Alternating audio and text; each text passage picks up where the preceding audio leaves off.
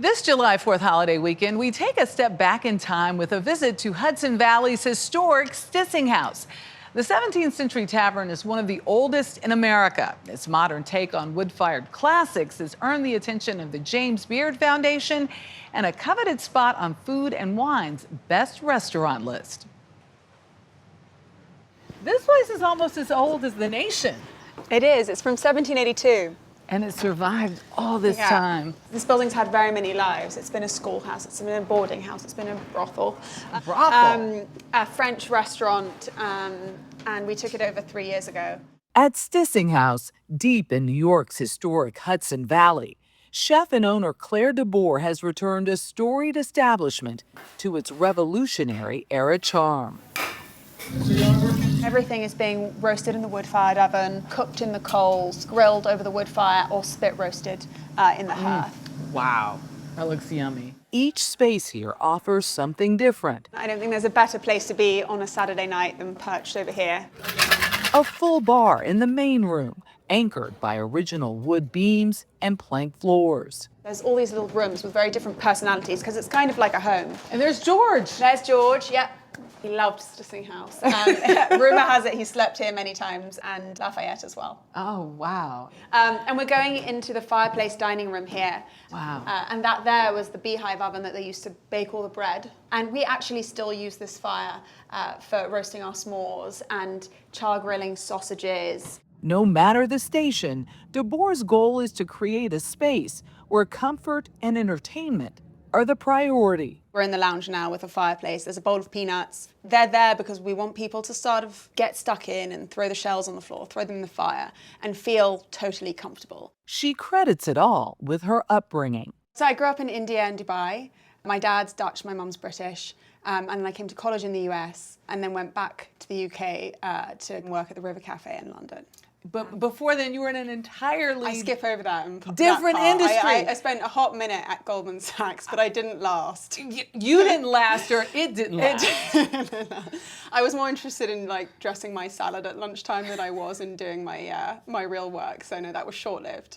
Dbor found her real passion while studying at the Ballymaloe Cookery School in Ireland before coming to New York, where she eventually co-founded King and was nominated as a 2018 James Beard Rising Star Chef. The secret to her success? Simplicity, as we found out while sampling a few Stissing House specialties. We start with their smoked ham and cheese with a side of English mustard. We don't make the cheese, but we brine and smoke the ham ourselves, and it's very finely sliced. The color is just fantastic. I love it.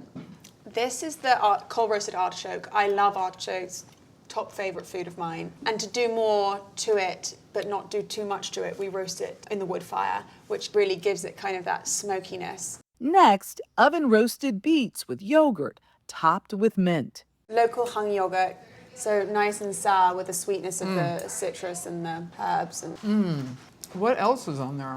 I think you're reacting to the mint. Yeah. A roasted halibut atop white beans and confit wild mushrooms. The crisp on this is... Make sure you try the mushrooms though. Oh, that was the first thing that went in my mouth.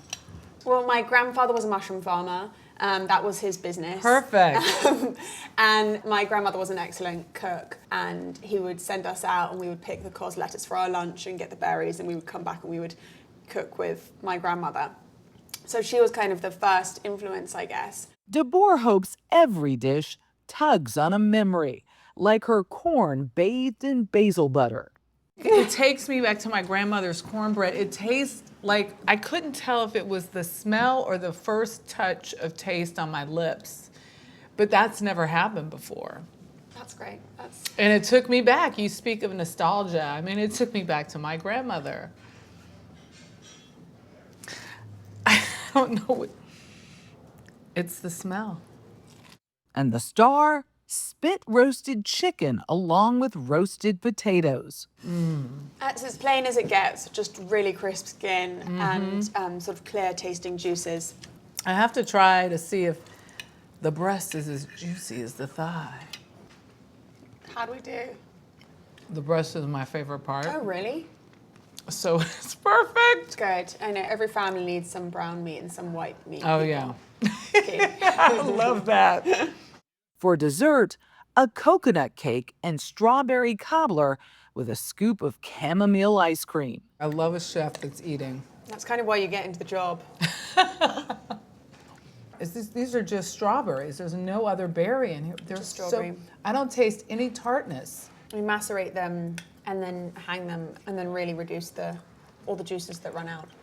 For Dbor, finding her way to Stissing House was kismet. The restaurant was previously here, had closed down. Just found out I was pregnant the day that I saw this. Almost like a beautiful omen. Beautiful. Well, we came and saw it, and I was like, I can't do this, obviously. And my husband was like, this is the first time I've seen you light up like that in a while. You can't not. And she has. Claire Dbor has taken what was once just a convenient resting spot for weary travelers and turned it into a sought-after destination. You know, when I wrote my business plan, I was like, not sure this is going to be feasible. I was like, you know, we're expecting about 10 to 20 customers on a Monday and a Friday, and I think we'll really get to the 40, 50 level on the weekend. And now I actually pinch myself when I'm driving up on a Saturday night and there's 140 people in the building and there's someone that's getting married upstairs, there's a dance party in this room, there's a shrimp boil in that room, and then there's like 80 people sitting down in the tavern having dinner, and I just can't believe it.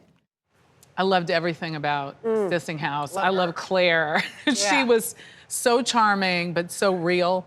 And I even got to make, I didn't make this one, that was our Marcy Waldman, but I got to make in the big open wood fire, this artichoke. It is so good. That's awesome. I had a bite and also a and gin the martini. gin martini. And we aren't to clink, are we? Well, etiquette rules? No? Okay. These are not fine crystal glasses. I think we're okay to clink. They're just fine. It should be on everyone's list.